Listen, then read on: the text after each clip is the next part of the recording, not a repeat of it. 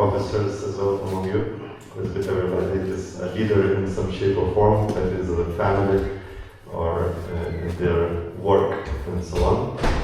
So I'd like to very warmly welcome Prabhu, Lester, and the three loud Haribols. Haribol!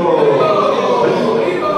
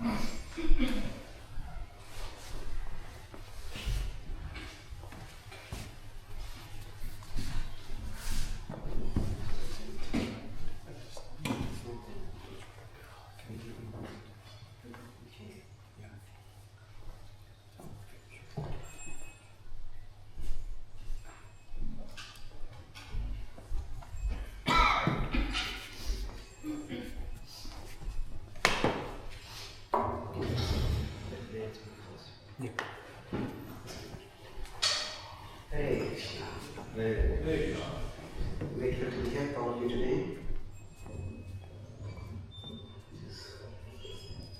Om Vyanidindasya Vyananjalashalakaya Chakshurunmilitam Yena Tasmai Shri Gurave Namaha Namo Vishnu Padaya Krishna Prishtaya Bhutale Srimate Bhakti Vedanta Swami Iti Namine Namaste Saraswati Devi Gauravani Pracharini Nirvishesha Shunyavadi Pascharya Veshatarini Vanchakalpatarubhyascha Kripa Sindhubhya Evacha Patitanam Pavanebhyo Vaishnavebhyo Namo Namaha Jai Shri Krishna Chaitanya Prabhu Nityananda Shri Advaita Gadadhara Shri Vasani Gaura Bhakta Vrinda Hare Krishna, Krishna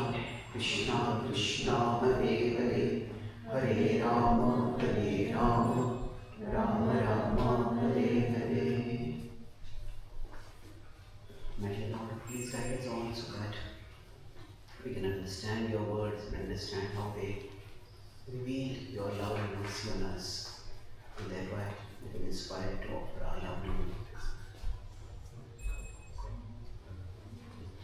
Hare Krishna. So, you have been given a copy of my latest book, that is on one of my latest books, Prayers Inspired by Bhagavad Gita. So we'll discuss something based on that today. So in this book I have taken the Gita's verses and rendered them in English poetry, and then after that I have also tried to see how each of these verses can be seen as inspirations for prayer. So we are going to discuss about the Damodara Lila. We will come to that gradually. So this is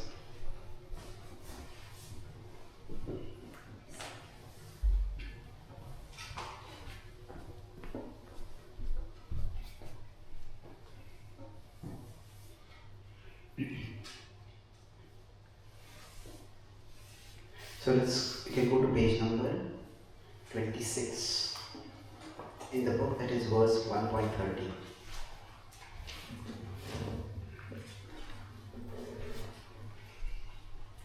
said we will recite the prayer, then recite the verse, and then I'll ask some of you to read one paragraph if you would like to. So can you give me the stylus pen for me?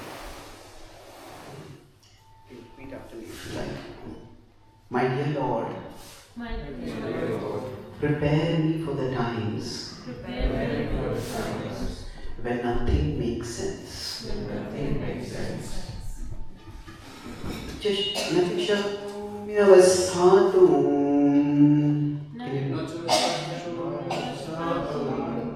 Brahma eva cha me manah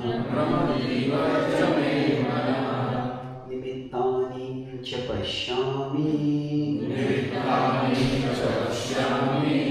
viparitani keshava. I cannot stand here, my mind reels in fear. I see signs of disaster everywhere. My heart sinks in utter despair. O Keshava, I am lost in care. Bhagavad Gita 1.30. So, would anyone like to read the first paragraph? My dear Lord, sorry, go ahead. My dear Lord, there are times in my life when the entire structure of meaning that sustains my decisions and direction seems to crumble. Nothing makes sense, and no path before me seems to lead to a better situation or brighter future.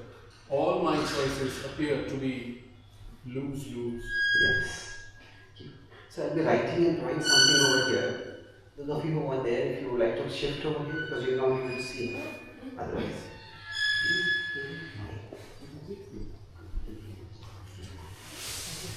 So basically,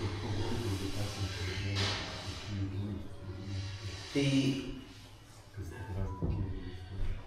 Bhagavad Gita is a book spoken by Krishna to Arjuna, and it's not a casual philosophical discussion. The voice is going up and down.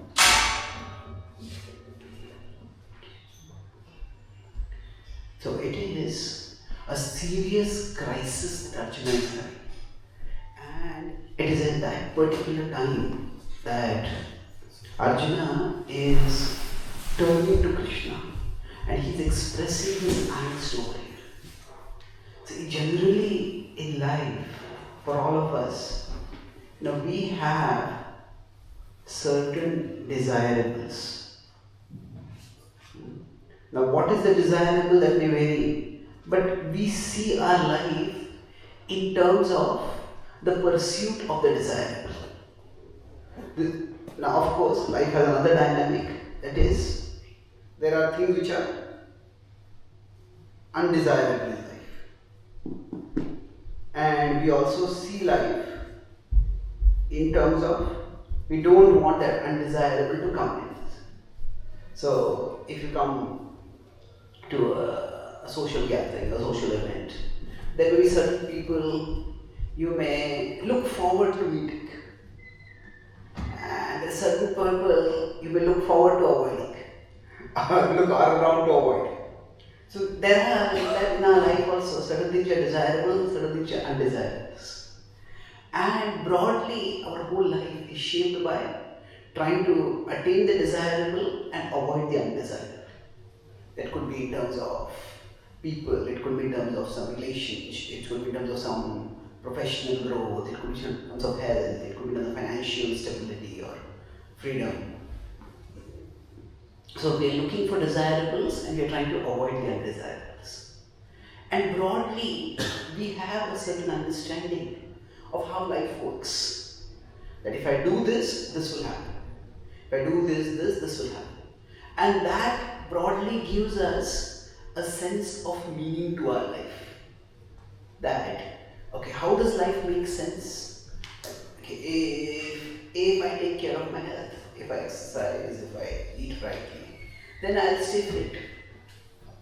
But if somebody does all the right things, they exercise, they eat right, they avoid exposure to polluting or radioactive or chemical things, and still they find that they got cancer. Then what's going on in life? So when bad things happen, it is not just that, oh, why did this happen to me? That is one problem that is there, and it can be a strong feeling of injustice and unfairness. But bigger than that is, what am I meant to do? How am I meant to live? The general understanding of life that we all have, at least at some level, is that if I do good, then I will get good. And with this understanding, we function in life. But if it happens that we do a lot of good and what we get is instead a lot of bad, then not only the two questions over here, why did this bad happen to me? But that is a problematic question. But even more problematic question is, well, what am I meant to do? So if we are very kind and helpful to someone and we extend ourselves to them in their time of need, and then when we need some help, rather than offering us help, they stab us, they betray us, they badmouth us. So one question is, how could this person do like this? But the other question is, how am I meant to behave with people? Should I not be good? Should I not help anyone? So that becomes a much bigger question. So this is basically a sense of resentment. How could this happen to me? But this is why is this happening to me? But what am I meant to do? How am I supposed to live? This is a sense of directionlessness. We start feeling directionless. We feel lost in life. We may be resentful, but we may not be lost. So Arjuna, at the start of the Gita, is in this state. For him, the situation that he has to face is the stuff of the worst nightmares. Bhishma and Drona, this is 1.30, just a few verses before. Krishna has brought Arjuna in between the two armies. And Bhishma Drona Pramukhta Sarvesham cha Manikshitam.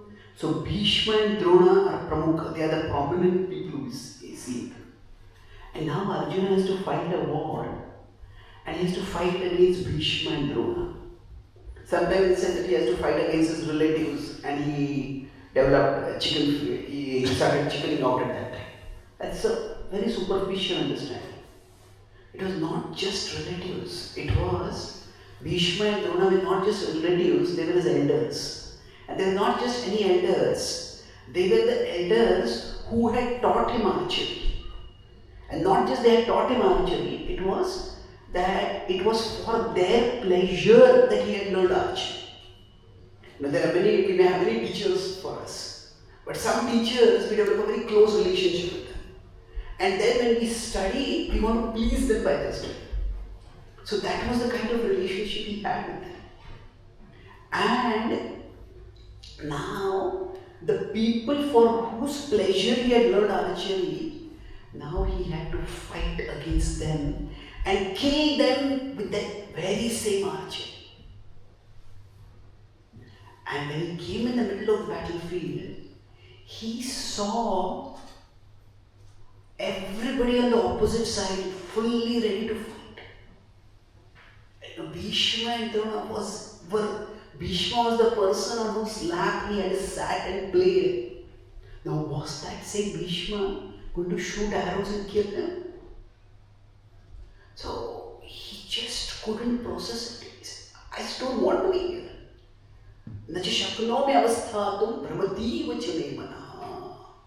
That my mind is reeling. I just don't see any reason why I should be in this situation. Nimittani cha pashyami viparitani cha keshava. I see everything as lose-lose. So in one sense, there are different kinds of losses that we may face in life. There can be a loss of opportunity. we had an opportunity to get a good job, and there's an interview, we didn't do well in the interview. So we could say that loss of opportunity is there. That is a loss of means. The means by which we could have a sense of we could have a better career, we could have more money, we could make a bigger difference in life. So that's a loss of means. But far more damaging is the loss of meaning. What am I meant to do in life? So why didn't I do this? Oh, I should have prepared for this interview better.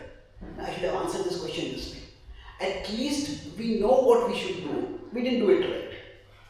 But when we just don't know what to do, that's the time life becomes completely not just disorienting, but it becomes devastating.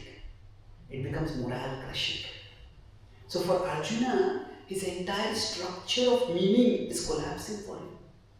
Now he has lived as a virtuous person. He's always tried to be good and helpful. And now he's put in a situation where he has to fight against his own relatives. Can this be made tighter? Can you read the next paragraph? Go ahead. Yes. In these moments of utter metaphysical dysfunction that also trigger a physical dysfunction, I can neither think clearly nor act purposefully. I beg you, my Lord, bless me so that I can see such moments as opportunities to become truly open to your structure of meaning. Yes. So, there is a metaphysical dysfunction. So, not many people may really think about philosophy or metaphysics in general. It's not it's not a typical topic for small talk. Now we meet somebody for a party or a get together. What's your philosophy of life? That's not a typical question we ask. Now, generally,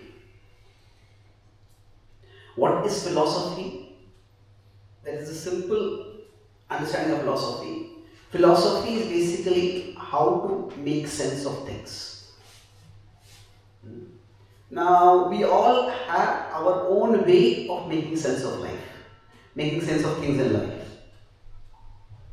So, for some people, their way of making sense of life might be that money is the most important thing.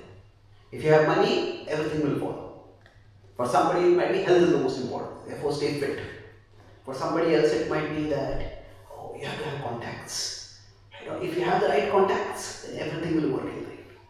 So we all try to make sense of life. When I say make sense of life means, how can I make sure that my life works out in a good way? So, for example, somebody for whom money is the most important thing, then we could say that person is a materialist, not just a materialist. That person could be a very greedy person, but for them, that's how they make sense of life. For somebody else, they may think that, okay, I want pleasure. As many people as whom I can enjoy, that person could be a hedonist. That's how they try to make sense of life. This is what I should be doing. But when, whatever way we are making sense of life, it just doesn't work. Somebody thinks, okay, family is the center of my life. Everything is for my family. Family always comes first. And then, within the family itself, somebody betrays us. What am I supposed to do? So when there is a metaphysical dysfunction, there can also be a physical dysfunction. That's what is happening to Arjuna. The previous verse described how his bow is slipping from his hand. How he is just collapsing. His limbs are trembling, his hair is standing on end, his throat is choking. There is a physical dysfunction. Broadly, we interact with the world based we do three main things. There's the soul, the mind, the body, and these three together is the self. So normally, information comes in from the outer world. So we perceive things. What is coming in, we perceive through our senses. Then we process it. And then based on the processing, then after that, we pursue certain things. So everything that you do in life can be summarized in these three things. We pursue, we process, and then we pursue. So for example, you are here in this class right now. Now, if you find this is all becoming very complex and philosophical. So if you are not able to process it, then you may pursue. Can I sneak out of the door without anyone noticing? So, what we perceive, how we process, and what we pursue. So now, what we perceive, to some extent, that's not in our control. Say, for example, if fire breaks out in a place, some place where we are visiting, we perceive that. Now, when we say there is a breakdown, what is happening? A metaphysical breakdown means that he is not able to process, and then physical breakdown means physical breakdown is not able to act. So Arjuna, what's happening in my life? There is a metaphysical breakdown and a physical breakdown, or metaphysical dysfunction and a physical dysfunction. And thus, so he is just not able to act. And it's in this situation that he is turning to Krishna. For all of us, we may just say, come on, control yourself. That's what Krishna tells Arjuna first. Come on, don't be a coward. Don't give in to such weakness. Arjuna says it's not weakness. He says, Katham Bhishma Mahasankhya Tronam Madhusudana. Would you be able to fight against your own grandfather or your own guru? This is not just weakness. I just can't make sense of what I am, why am I here, and what am I supposed to do. Yes, I need to be able to. So if somebody I need to be able to make sense of things before I can act. So Krishna, initially, the idea is Krishna, come on, this is weakness, come on, be strong. He says, no, I cannot. It's not just a matter of being strong. I have to be clear before I can be strong. The difference, be strong means, you know what is the right thing to do, come on, pull yourself together and do it. But he says, I'm not clear what is the right thing to do in such a situation. So he says, I have to understand that first. So let's look at the third paragraph. Who would like to read? Bless me, O Lord, that through my daily acts of devotion and devotional study, I may understand your glory a bit more with each passing day. Let these practices prepare me for those moments of crisis. Let me see the days when I can make sense of my life through my own analysis, not as proof that I don't need you, but as a gift from you, granting me direction through my head on those days. May I always remember that it is your grace, not my intellect, that guides me.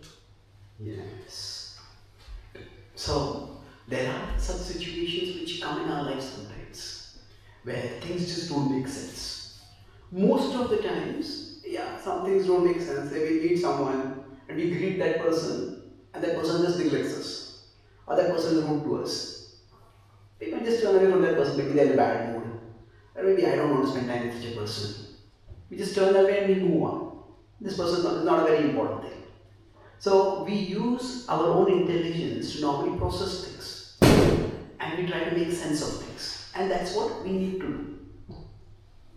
So when we say that we are to make sense of things, so generally we make sense of things in terms of cause and effect. That this was the action I did, this cause, and this is the effect I got. So for example, if after this class you come and talk with me, and you are polite with me, and if I am rude with you, I say, what's going on over here? It's not to be expected. Isn't it? So when there is a particular cause, we expect a particular effect. And that's how we try to make sense of things. So there are times when the cause is positive but the effect is completely negative. That time, how do we make sense? So basically, whenever we make sense, we are putting things in a particular frame of reference. When I was just introduced to Bhakti, there were a couple to 3 years, so I was traveling with a senior devotee And after that, so I had gone to a particular place with him, and after that, this senior was very warm and loving and very extending, answered questions of people very politely. And I was there for one program, and one person immediately in the class came and started asking a question. And the senior devotee didn't even look at that person. This person was right over here and talking, and he called me and started talking with me, and he just paid no attention. I felt it very odd, quite rude and quite out of character with that person.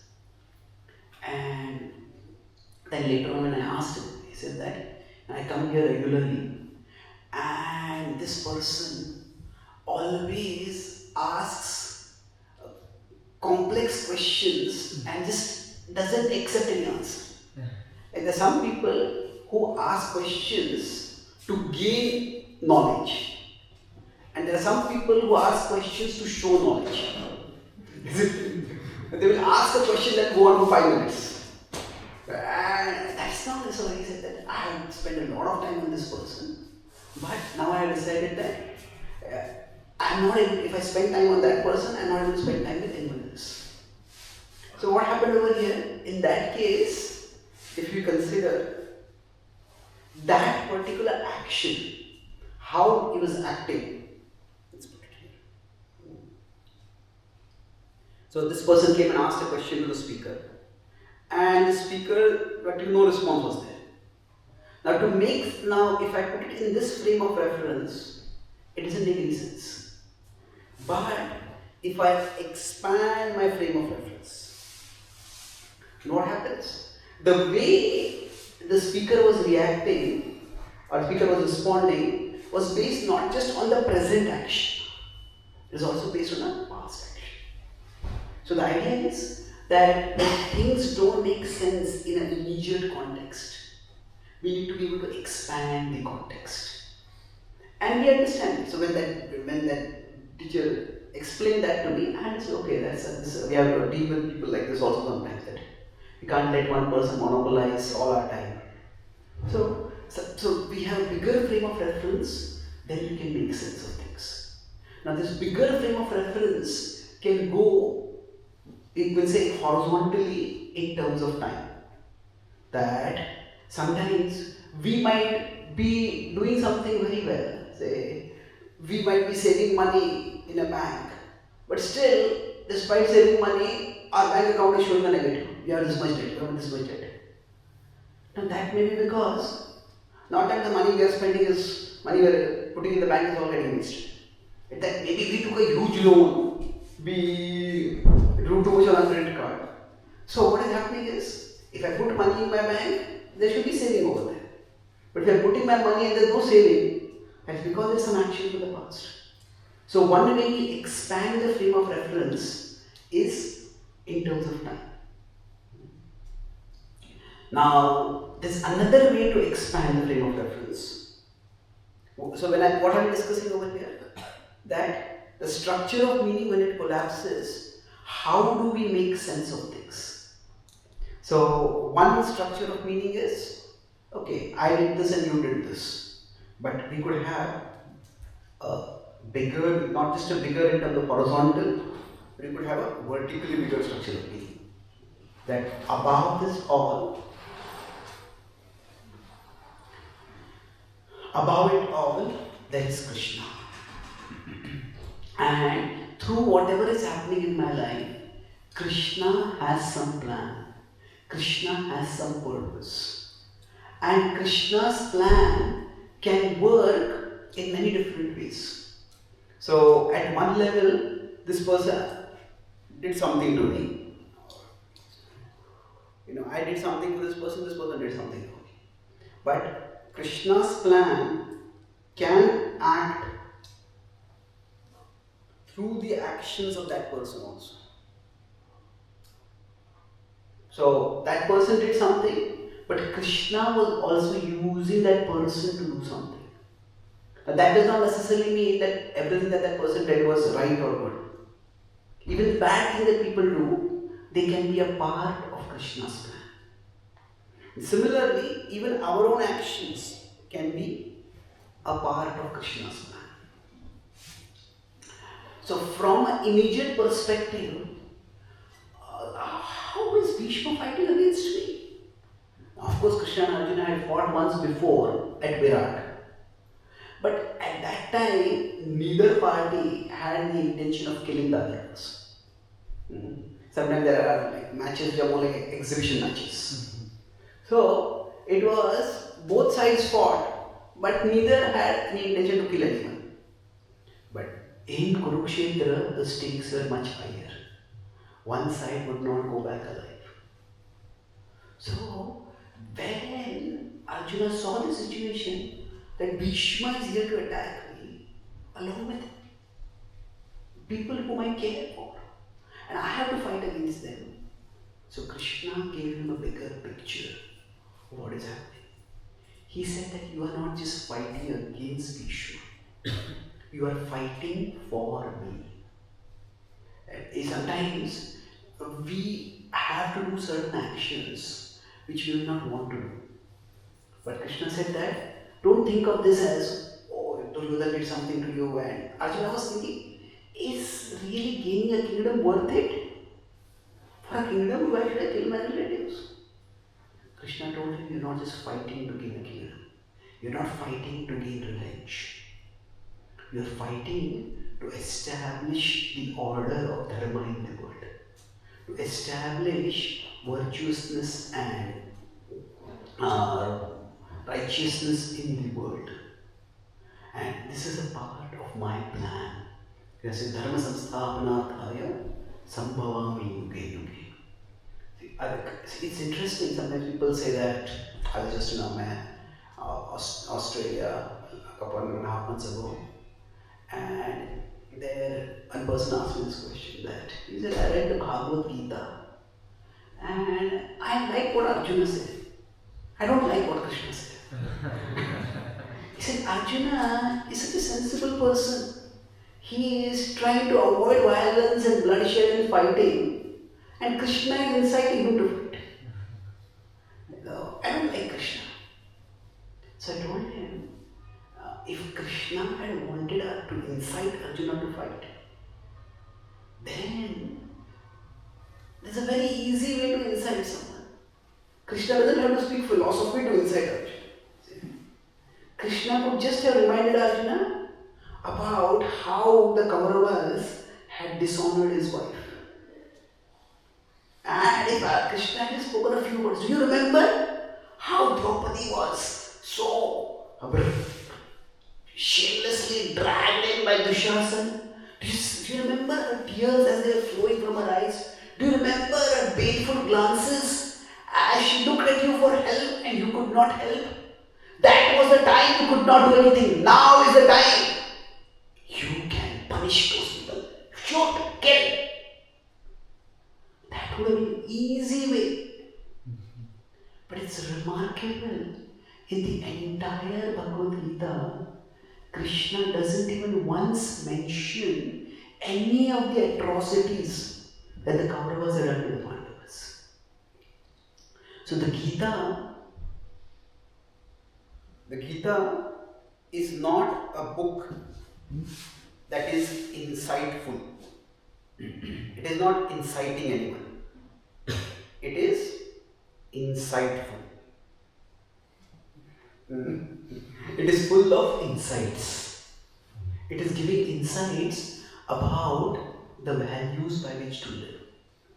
So the purpose of Krishna was telling Arjuna that don't think what Duryodhana did to you alone.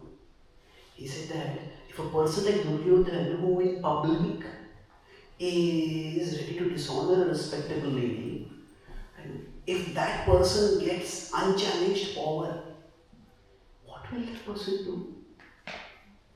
You have to stop it. So Krishna gave him a bigger purpose. I have a plan for the world and you be a part of my plan.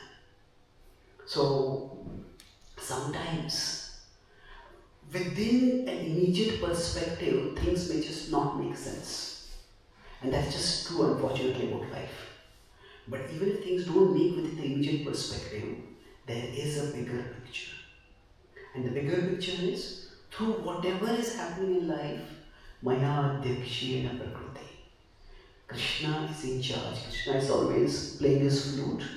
And Krishna has a plan for the world. Surudam Sarvabhutanam. He wants the well-being of everyone. So the one thing that can always make sense is that I am meant to serve the Lord. The Lord is in charge and I am meant to be in His service.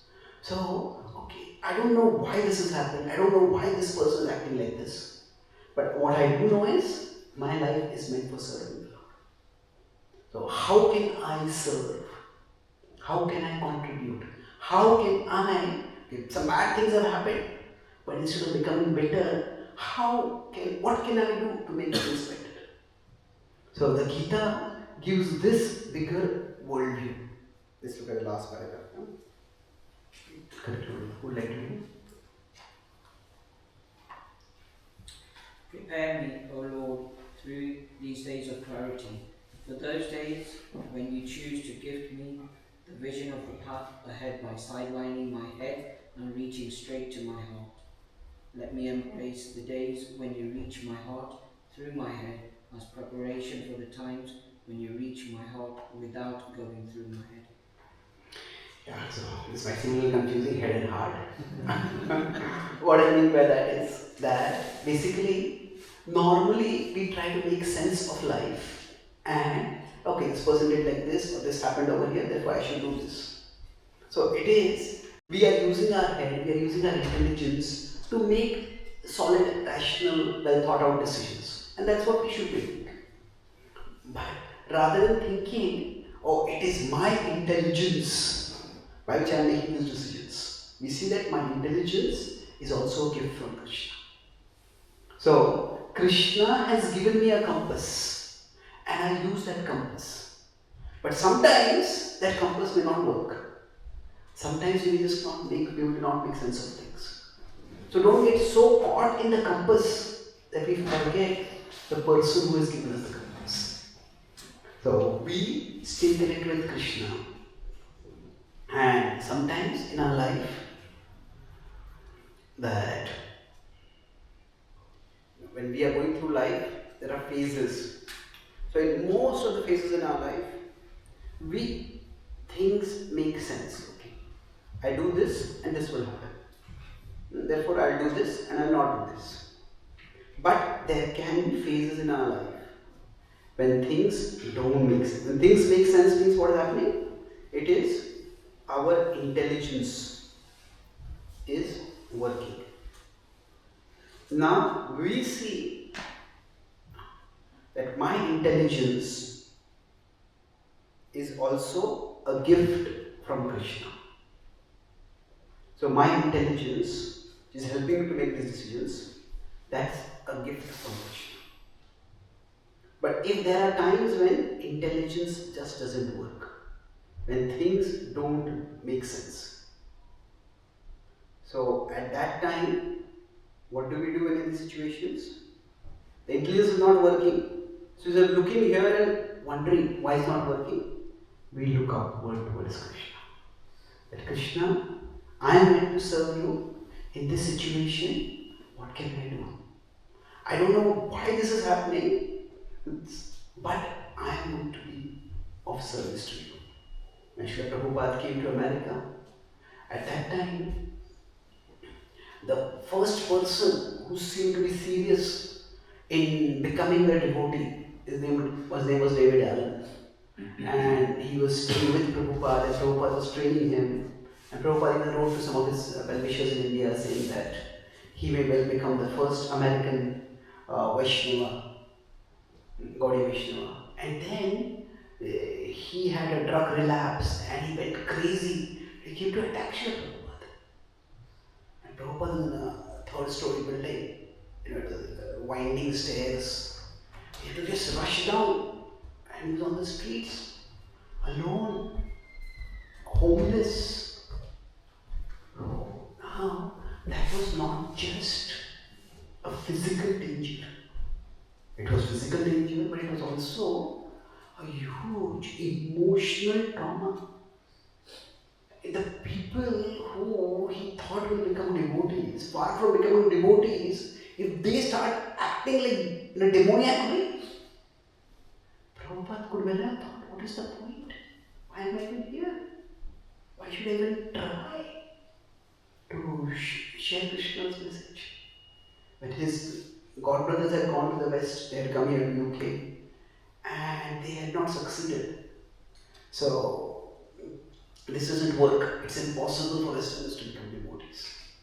That thought could well have been in Prabhupada's mind. So, things may not make sense, but still, we can make sense. What do you mean by we can make sense? That Krishna, you are my Lord, and I am your servant. Whatever happens, my wealth may go, my relationships may go, my reputation may go, my health may go, things may go chaotic, but you are always my Lord. And with whatever I have, I will always try to be of service to you. So when we keep this mood in mind, then no matter what difficulties come upon us, we will see that Krishna's mercy is there not in the situations that we are dealing with, but in the fact that we still have Krishna's presence within us, and by remembering Krishna, we can keep taking small steps ahead. So in these times, conclude with forget. When we want to show faith in Krishna, faith means what in such situations? To take one step, even when the path looks dark. When the entire path is unclear, not just the path is dark, you think, I'll take one step. Sometimes our intelligence may not going to make sense, but right now I'm in this situation. I do not know how things will work out, but I don't want to make things worse. So in this situation, what is a small thing that I can do that will at least not make things worse, that will at least make things better? If our mind is agitated, then the first thing we can do is remember Krishna. That will at least calm our mind. If we are feeling like yelling at someone, erupting at someone, that will make things worse, let me try to be gentle. So take one step even when the whole path is not clear. That's what Srila Prabhupada was doing. Prabhupada said, Nachao, Prabhu, Nachao, Srimati Krishna, please make me dance. Please make me dance. As you want, make me dance. And Prabhupada was ready to take that one step. So at such times, our sense of meaning will come from the fact that Krishna is my Lord and I am meant to serve Him. How exactly I am to serve Him, how exactly things will work out, I do not know at this point. But what I know is that Krishna is with me and Krishna is for me. So I will stay with Krishna and I will stay for Krishna. So I'll summarize what I discussed today. We talked about the broad topic of when life makes no sense. When our whole structure of meaning collapses, how do we deal with life? So I talked about three main points. First, I talked about the problems that we may face in life. Problems can be, loss can be a loss of means. That we may lose wealth, we may lose health, we may lose position. But much worse is a loss of meaning. So loss of means, what it means is that, say, I did something good for the other person, but the other person did something bad for me. So I invested in good faith in a partnership, but this person cheated me. So this is the question why. Why did this happen? And I lost money, that is a loss of means. But if after that I get the question, what am I meant to do? How am I meant to live? That will be a far bigger crisis. This is how do I make sense of life? What will bring meaning to man? So Arjuna faces such a situation. when Arjuna has to fight against Bhishma, he just can't make sense of it. So problem when we lose meaning is far, far worse. So then we talk about how do we change, we have to expand our perspective. So we talk about expanding perspective in two ways. One is in terms of time, that some person might be good with us but we might not be, and that's because there is a bigger perspective over there. In the smaller frame of reference, it doesn't make sense. If that person has been repeatedly monopolizing time and just wasting time, then we say, I don't want to spend time with you. So one way is we horizontally in terms of time expand our frame of reference. But the other is we expand our frame of reference vertically. In understanding that Krishna, there is horizontal expansion and there is vertical expansion. So vertical expansion means that through whoever is doing, Krishna's plan is working.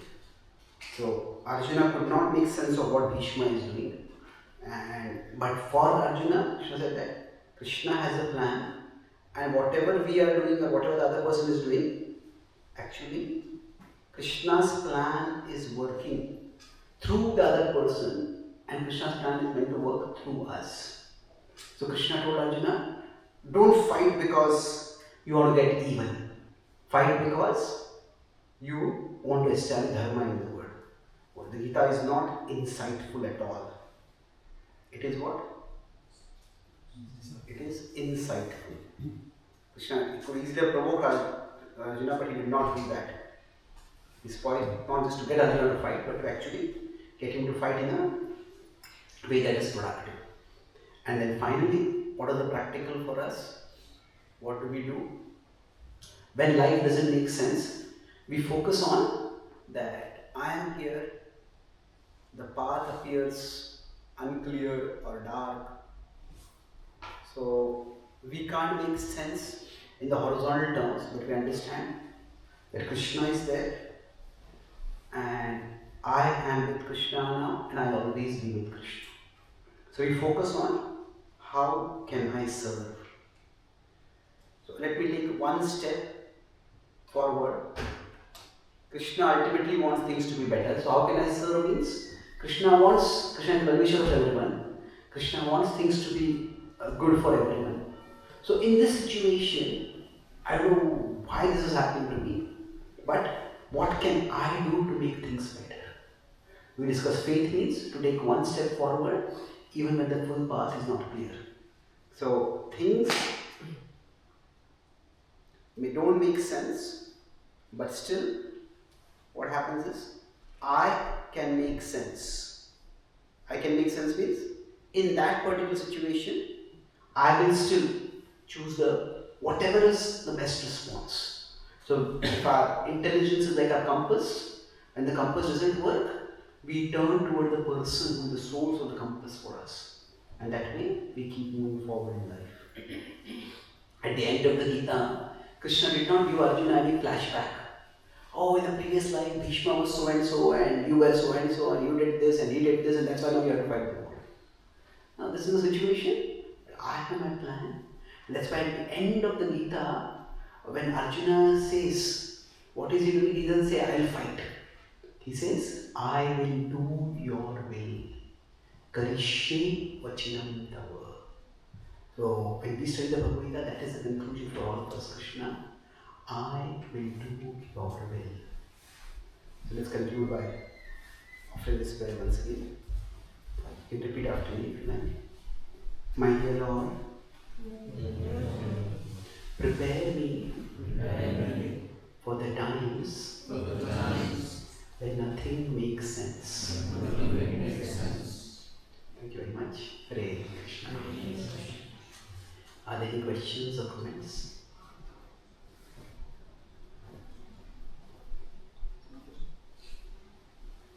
Thank you for that nice class. So, you were saying that we should see situations in our life as Krishna's plan. Still, there are situations where we need to make an effort to try to solve problems. sometimes we keep trying to solve problems, but there is no solution, so then we need to let go and decide this is what Krishna wants. So my question is, how do we know where is that point and to just let go? That is a perfect question for me to not answer. Why I say that is, and this was the exact topic I plan to discuss today evening. That we talked today in the morning class. See, I had started by saying that I'm going to speak about Damodara Lila. I'm going to speak one word about Damodara Lila. But the point I was talking about Damodara Lila is that there is our endeavor and Krishna's mercy.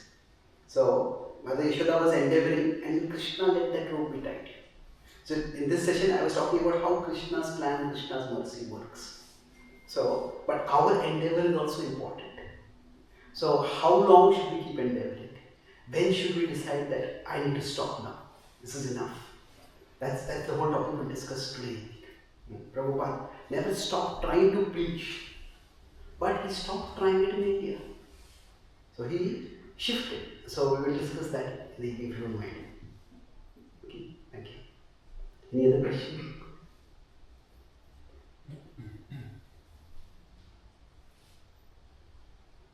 Yes. I was just wondering, you were mentioning about how our action and the other person's actions are all part of Krishna's plans, like the one part in the middle. We oftentimes hear even something that says when bad happens to a person, that means that the right person was in the right place at the right time according to Krishna's plans. I'm just wondering, sometimes it's hard for me to make sense with that, with the concept of free will. Like, is that not interfering with each other? Yeah. If we say that a person, something bad happened to them, but then we also say that if it's Krishna's plan, then what about their free will? Say somebody was hit by a drunk driver and they were going back home and they were driving safely. But they could have taken one path back home, they could take another path back home. They took one path and that's where the drunk driver was there. So now that they should be hit, was that Krishna's plan? So now it's very important to understand that it is a part of Krishna's plan that we can't know Krishna's plan. That is the meaning that we are finite. See, even that's what when Yudhishthira is not able to make sense of what has happened. Arjuna has an attack of conscience before the war. Yudhishthira has an attack of conscience after the war. And for him, it's not just that there's so much bloodshed. It's that all his sons have been killed. And then the person whose death he celebrated, Karna, it turns out that was his brother. And his brother had an opportunity to kill him but didn't kill him. And he celebrated the killing of his brother. Yudhishthira is completely shattered by that. And nobody can help console him at that time. Then finally Bhishma consoles him. Now what does Bhishma say over here? Bhishma says that Tasyanubhito Rajan. Tasya Anubhito. Everything is within the plan of the Lord. But then the Lord is right there in front of him. Neither Bhishma tells him what was the Lord's plan, nor does the Lord tell him this was my plan. Isn't it? That the point over there is still, he says that even the great sages try to understand, but they cannot. So one part of participating in Krishna's plan is to understand that we can never know what is Krishna's plan for sure. It's like, suppose somebody is in a very top secret military operation. Then what happens is everybody has their task. But if one person gets caught, they're spying in opposite territory and if one person gets caught, and then if they know the whole plan, they are tortured or they're forced in, they tell the plan and everybody else will be put in danger. So what happens is, there is the in charge who knows the whole plan, but no one person knows the entire plan. So like that, it's our situation that the way Krishna works, nobody knows what exactly is Krishna's plan. When Prabhupada went to America, when Prabhupada says, Achi kichu karya tabe ei anumane. Krishna, you must have some plan. Anumane, I guess that. But Prabhupada, on one side he said that there are temples and they are filled with devotees, only time is separating us from them. But on the other side, Prabhupada said, I didn't know whether to turn left or right. Prabhupada never claimed that he had a hotline with Krishna. And whenever he was meeting any person, Krishna was telling him, this person is not going to become a devotee, don't waste time on this person. This person will become a devotee, spend more time on this person. Not like that. Prabhupada was using his intelligence, making assessments, and moving forward. And he tried many things, many didn't work, and many worked spectacularly. So that's why exactly how Krishna will work through the particular situation that we are facing, that is known to Krishna. So, Swayam evagmanatmanam vettatvam purushottama. Arjuna says after hearing the Bhagavad Gita, after Chatushloki gets over, then Arjuna says, you are Param Brahma, Param Dhamma. But then what does he say, Krishna? Nobody can know you. You alone know yourself. So that means that how exactly will Krishna work? So when Dushasana was disrobing Draupadi, was that something which Krishna wanted? No, Krishna certainly didn't want Draupadi to disrobe. Krishna didn't want that Dushasana do something terrible. But through that, what did Krishna do? Krishna exposed to the world how terrible people these were. When Krishna himself went as a peace messenger, and what happened? God went on a mission and God's mission failed. How can God's mission fail? So, like an expert planner always has multiple plans. Plan A, Plan B, Plan C. So if Plan A doesn't work, Plan B will work. So what was Krishna's Plan A? We'll avoid the war. Krishna's Plan B was, if he cannot avoid the war, then he will minimize the violence in the war.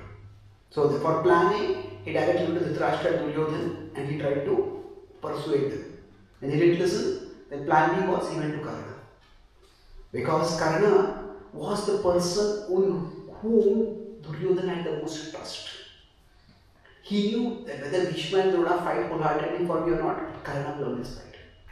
So Krishna tried to persuade Karna to come on the side of the Pandavas. That way, either Duryodhana will lose the will to fight, or even if he fights, the fight will not be so brutal. But then Plan B also did not work. Krishna had Plan C. What was Plan C? That if the war has to happen, let the world know who is the cause of the war. Who is the actual cause of the war?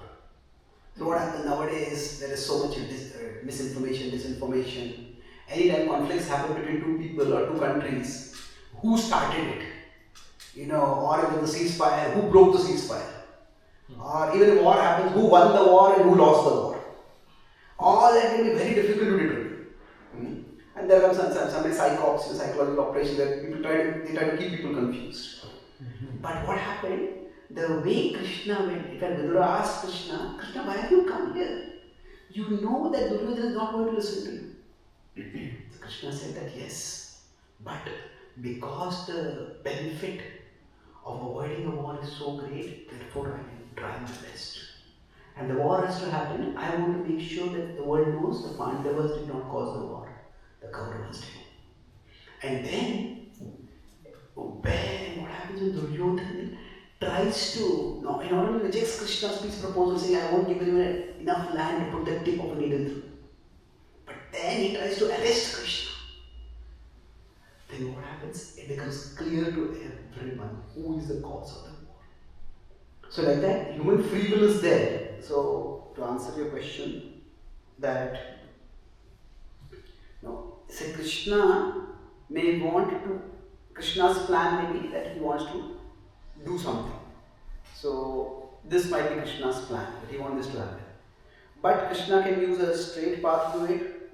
Krishna can use a more twisted path. Krishna can use a much more twisted path. Now, the straight path is if the soul, the jiva, cooperates. If not, if the jiva gets distracted, then it might take a little longer.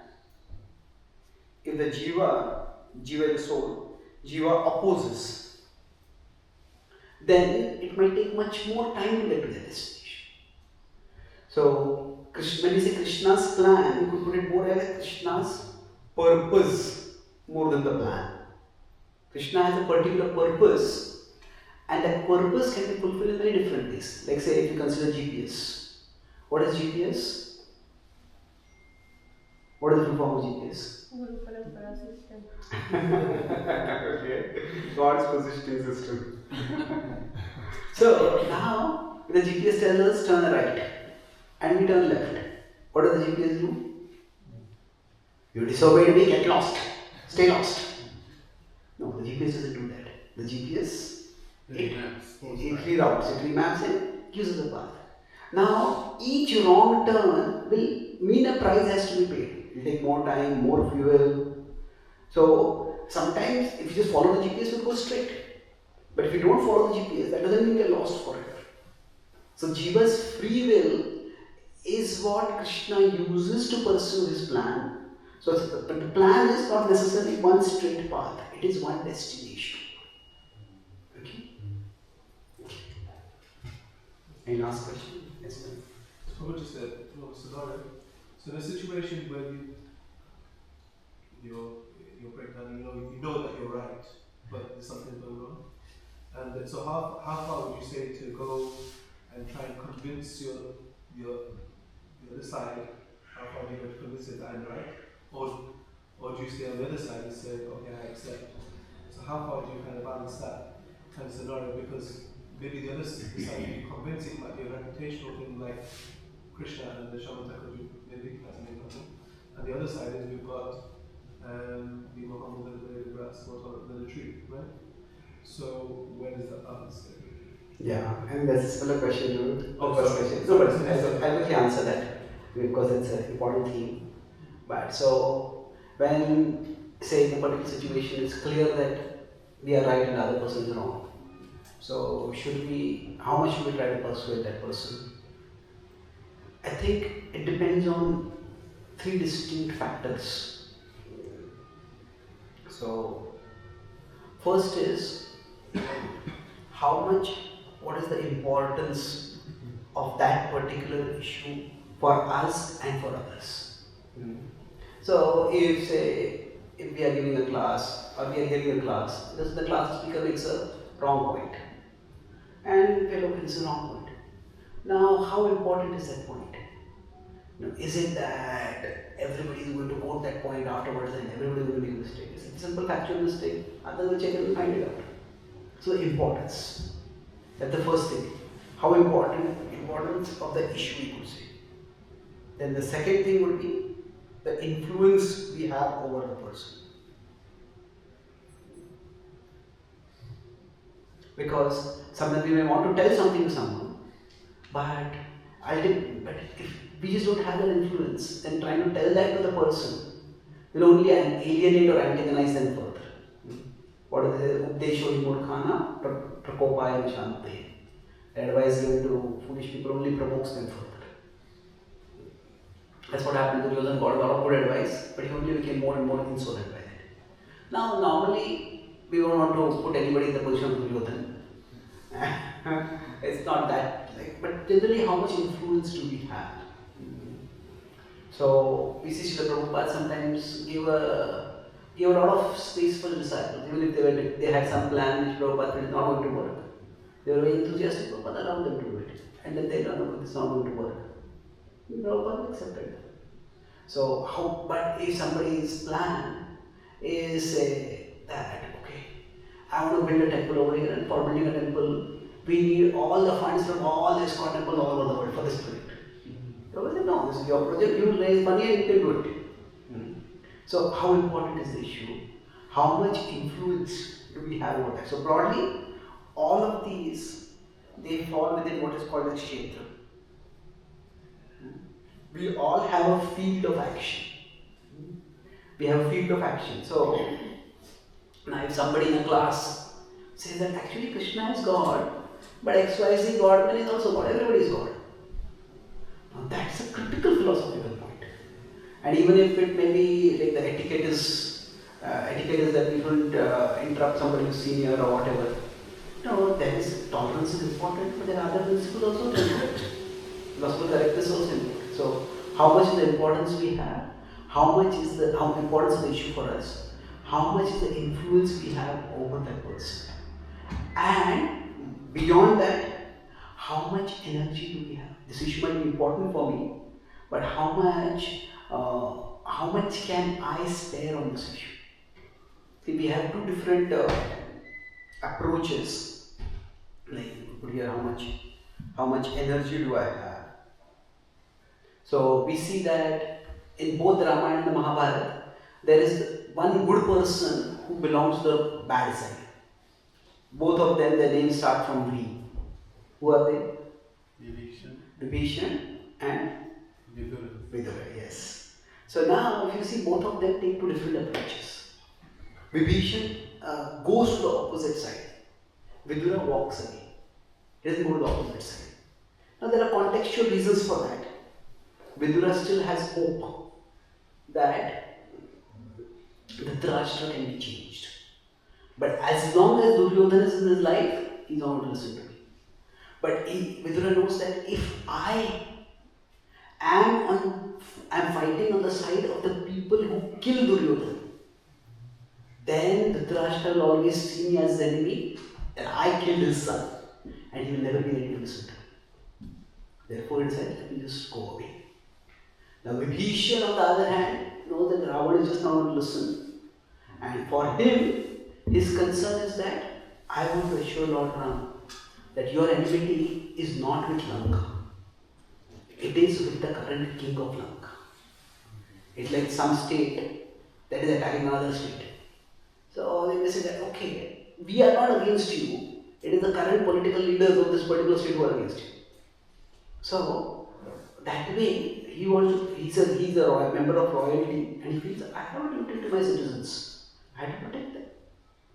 So he goes over to the side of the Lord. So basically what happens is, how much does he feel his sense of this energy, or you could say here, what is the most effective, what would be effective, what is the way to be effective in this particular situation? What would be the best use of our energy? So, when Prabhupada was in Jhansi, he had a temple over there. And when there was a post, he just walked away from there. When Prabhupada was in Juhu, he had a land for a temple over there. In Juhu, Jhansi, in both places, he had property which could become a temple. From Jhansi, he walked away. From Juhu, he refused to walk away. He fought. He told over I wrote to one life member, he said, if he wants to steal Krishna's land, he will have to go over my dead body. So for Prabhupada, that he was that much more invested. And so for him, Juhu was a much more important place. Jhansi was a relatively small place. Juhu was Mumbai, financial quarter of India. And then he also felt that he had greater influence because he had followers. Now he was not just one lone Swami or Vanaprastha at that time. And then he also had the energy, this he wanted to, this we can win this war, it is important to win this war, and therefore he decided to keep fighting. So we'll talk more about this from philosophical context, but so how important is it? How much can I influence this person, and how much am I ready to fight for this particular thing? So based on that we decide. Okay. So thank you so much. Srimad Bhagavad Gita ki Jai, Srimad Bhagavad ki Jai, Gaur Bhaktavinda ki Jai, Gaur Premanandi. Chaitanya Charan Prabhu ki Jai. So I'll just quickly talk about books. This is what you already saw in the book. This is prayers inspired by the Bhagavad Gita. There are 122 prayers. Each prayer has a picture of a beautiful deity of Krishna from temples across the world. But there's a very accessible table of contents where there are 122 prayers described in the terms of summary.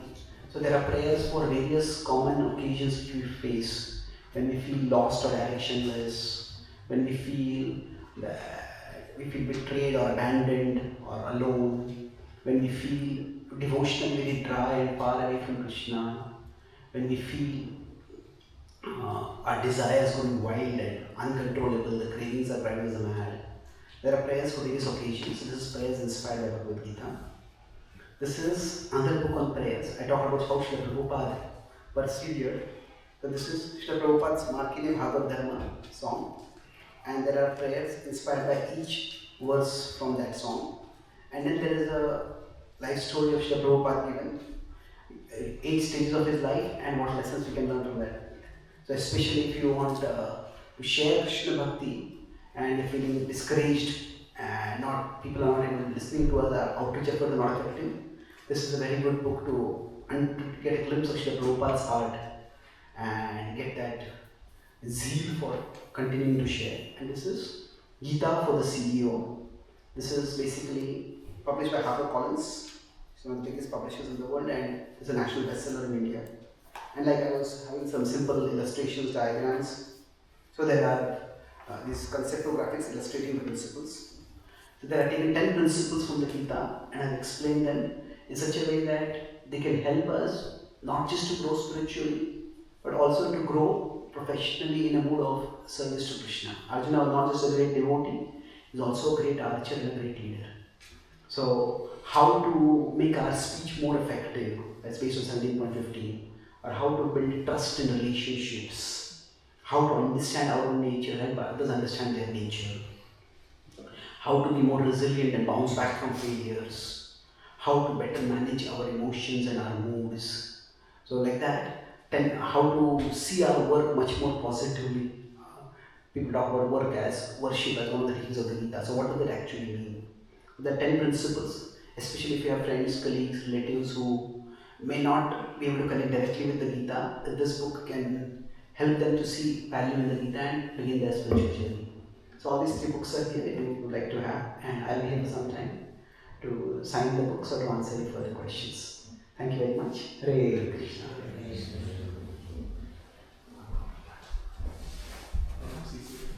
Let's give a round of applause to Chaitanya Charan. Such a wonderful presentation. So if anybody would like to get the books, then